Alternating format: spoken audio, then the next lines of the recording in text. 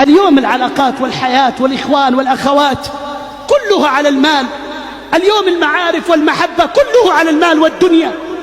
اليوم أصبح الناس ينظر بعلاقاته على المال والدنيا. نال.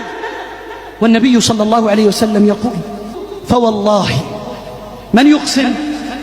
محمد صلى عليه ربي، فوالله ما الفقر أخشى عليكم، أخشى على الفقر، ولكني أخشى أن تبسط عليكم الدنيا كما بسطت على من كان قبلكم فتنافسوها كما تنافسوها فتهلككم كما